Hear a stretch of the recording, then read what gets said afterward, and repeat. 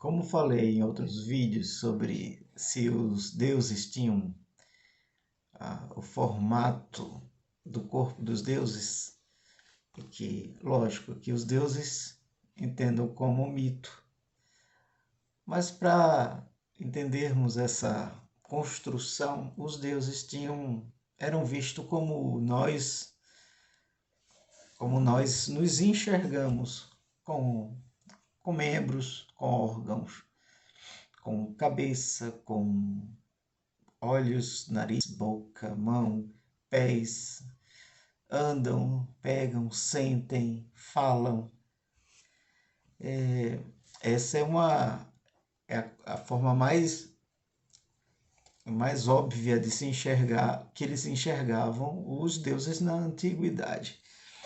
Outra forma era a questão um ser antropomórfico, com metade animal, metade humano. E ao longo dos séculos, a construção de Deus ela vai sendo alterada, vai sendo modificada pela religião. E aqui me dedicando principalmente à religião cristã, a construção desse formato de Deus é bem interessante. Falei também no vídeo anterior que os deuses eles faziam atividades iguais os humanos praticavam atividade.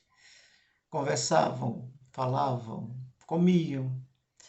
E se você pensar que os deuses comiam, citei o caso de Abraão no passado, citei o caso de Jesus, lembro na época que era pastor, tinha gente que me olhava atravessado por isso, porque eu dizia, gente, se ele comeu, ele tem dente, mastiga, tem saliva, engole, passa pela laringe, faringe, esôfago, desce pelo trato intestinal, intestino grosso, intestino delgado, e vai para onde essa comida que foi processada, digerida? Porque o cristão ele tem um hábito de tudo aquilo que ele não entende, ele joga no quartinho do mistério. É mistério. É mais fácil dizer mistério. Quando não é mistério, se joga tudo para um futuro. Não, na eternidade tudo se revelará.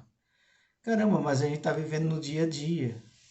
E nós precisamos de entender essas questões. Qual o mal de querer entender? Alguns dirão, não, é porque você não tem fé. Você tem que acreditar e pronto. E acredito. Se você for uma pessoa religiosa, tem que acreditar e pronto. Se dê por satisfeito. Né? Não era o meu caso. Então, eu perguntava, e aí, pessoal, ele comeu, fez o que com essa comida? Se ele comeu, o resto vai ter que sair, ele vai ter que fazer cocô. É um absurdo, né? As pessoas acham que... E aqui a gente está falando do Cristo que ressuscitou dentre os mortos, que aparece com um novo corpo, aparece aos dois naquele caminho para Emaús, que senta, janta com eles. Se você vai ler o texto, vai dizer que ele, no partir do pão, eles reconheceram que era Jesus e, puf, Jesus some. Jesus come com eles e some. Outro texto vai mostrar que os discípulos, depois da morte, estavam lá no mar. E aí, quando eles regressam, lá está Jesus lá com um peixe já assado lá para comerem. Comiam. Se comiam, não era um pirlim-pim-pim que sumia do intestino grosso delgado, não. Pirlim-pim-pim, some. Não é assim, não funciona, gente. Né? Aí agora a coisa começa a pegar, é que tem tudo isso. Tem intestino, tem trato digestivo, mas quando fala sobre sexo, complica. A religião, ela conseguiu castrar, ela conseguiu tirar o órgão genital do Yahvé do Velho Testamento. E ela consegue castrar no Novo Testamento até a figura de Jesus, até a figura de Maria. E no Evangelho de Lucas, quando vai falar sobre o nascimento de Jesus, cena era essa: Maria estava desposada, comprometida com José, mas não tinha se deitado ainda com José, segundo a narrativa teológica cristã, não tinha se deitado. Em determinado momento, o anjo Gabriel aparece a ela e diz: Olha, Maria, não fica com medo, não, porque você vai dar à luz a um filho. Mas ela se espanta e diz assim: Como? Eu nunca deitei com ninguém. Eu nunca conheci. A palavra conhecer aqui é yada, que quer dizer, é o mesmo que ter relação sexual. Ela, como assim? Eu nunca conhecia um homem algum, conhecer, ter relação. Nunca tive relação com homem algum. Aí o Gabriel diz: Não se preocupa, não, porque a sombra do Altíssimo descerá sobre ti. Leia Lucas, você vai ver. E a sombra do Altíssimo descerá sobre ti. E o que vai ser gerado em você é do Altíssimo. Muita gente aí fica desesperado quando fala isso, mas é o texto. Né? É lógico que não, eu particularmente não acredito nisso. Eu não. Nesses dias para trás teve um caso emblemático que aconteceu em um hotel, se não me falha, no Rio de Janeiro, que a mulher se hospedou no hotel, enquanto o marido ficou uns 5 meses, 6 meses na Europa, e o marido volta, ela estava grávida. E no primeiro momento ela disse para o marido que ela engravidou, que a única coisa que aconteceu é que ela estava na banheira e ele engravidou. O marido, meio que indignado, vai tomar satisfações e se não estou fugindo aqui a narrativa verdadeira, ele queria processar o hotel, porque ela supostamente teria engravidado da banheira. Lógico que qualquer um de nós sabe que isso não é possível, né? Para ter uma fecundação precisa ter espermatozoide fecundando um óvulo, isso é ciência pura, né? Mas na mitologia, Maria engravida do Espírito Santo. Nada diferente do que acontecia naqueles dias na cultura grega, em que Zeus tinha o costume de pegar geral, né? Pegar geral. Zeus pegava geral, engravidava humanas e nasciam semideuses.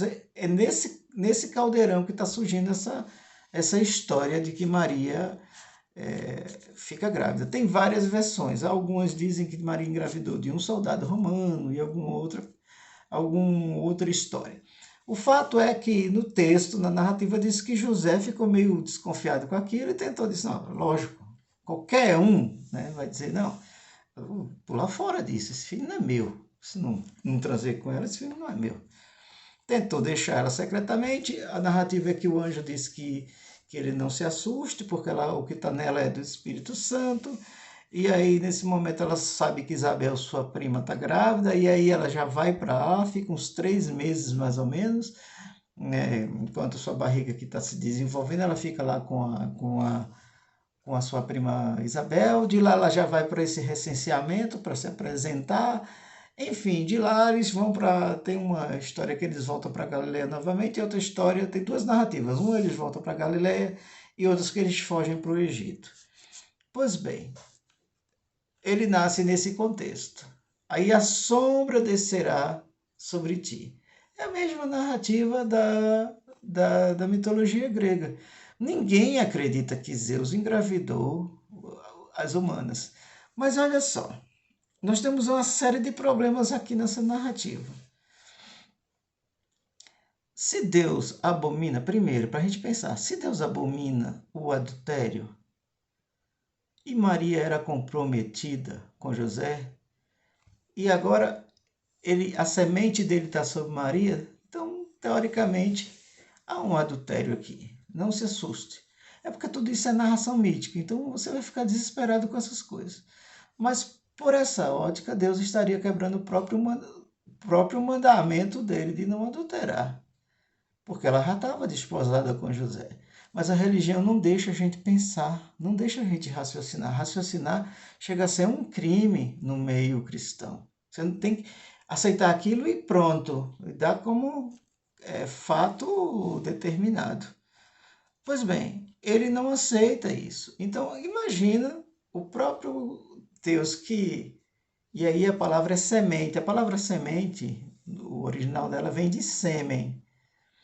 Tanto é que você vai ver no Novo Testamento várias referências a isso, que aquilo que a semente de Deus estando dentro de nós, semente vem de sêmen. Basta você pesquisar isso para entender. Então, assim, lembra uma história muito parecida no Velho Testamento, quando Elias ou Eliseu, que a criança morre, e ele vai lá e deita sobre aquela criança e põe braço com braço, cabeça com cabeça, e boca com boca. O texto está dizendo assim, ele faz isso. Então, o mesmo texto de Lucas diz que a sombra desceu sobre Maria e ela engravidou. Então, assim, quando a gente parte para esse... Quando todas as outras narrativas que falam que ele comeu, que ele bebeu, que ele pegou, que ele tocou, que ele conversou, se entende de boa. Mas quando parte para a narrativa que ele... Não é que... Não acredito nisso, gente. Isso é uma narrativa mitológica. Mas quando, mesmo sendo mitológica, que parte para dizer que o que foi inseminado em Maria era do Espírito Santo, complica, porque a igreja castrou não só Iavé no passado, porque Iavé tinha uma esposa chamada Asherá, como ela tenta castrar na atualidade tudo. O sexo é um tabu na igreja. O sexo é uma coisa assim assustadora. E não estou falando aqui de práticas pervertidas de sexo. Não, o sexo é uma coisa muito boa. O sexo é muito do bom. Né? Se você faz isso com a pessoa que você ama, é muito bom. Então, assim, não é sobre promiscuidade. A gente está falando aqui de sexo para gerar, para gestação. E o texto é isso. Você admitindo ou não, ou querendo espiritualizar isso, aí é uma questão sua. Você acredita no que você quiser. Ou faz como muitos jogam no quartinho do mistério. Não, isso é mistério. Ou faz como outros dizem, eu não vou questionar isso não, porque eu estou questionando e Deus não gosta que quem questiona. A igreja faz isso, ela casta a pessoa de todo jeito, casta a pessoa de todo jeito para que a pessoa não pense. Porque você mete aquilo goela abaixo e a pessoa aceita. Sério, se um conhecido seu, uma filha sua, aparece grávida e diz, não, eu não trazei com ninguém, mas eu engravidei dos anjos. Lógico que você não ia acreditar. E aí nós temos uma narrativa que é descrita em Judas, que é um problemão também, é que os Benai Elohim descem e olham as filhas dos homens, e eles têm relação com as filhas dos homens, e nascem os Nefilins, lá do passado. O livro de Enoque vai discorrer sobre isso, Judas faz uma referência a isso, Paulo faz uma referência ao uso do véu, possivelmente a isso, que as mulheres precisavam usar o véu para não despertar algum tipo de interesse pelos anjos, porque os anjos podiam ter relação sexual com as mulheres. Mas quando se trata no caso específico de Jesus e Maria, não pode, porque é santo. Tanto é que para a Igreja Católica, Maria até hoje não teve relação, nasce Jesus e nunca mais teve nada, não teve filho, não dá para entender isso. Até porque o contexto, se a mulher não tivesse filho, era uma mulher que era como bem mais na antiguidade, que era sinônimo do que não estava sendo abençoada pelos deuses da fertilidade.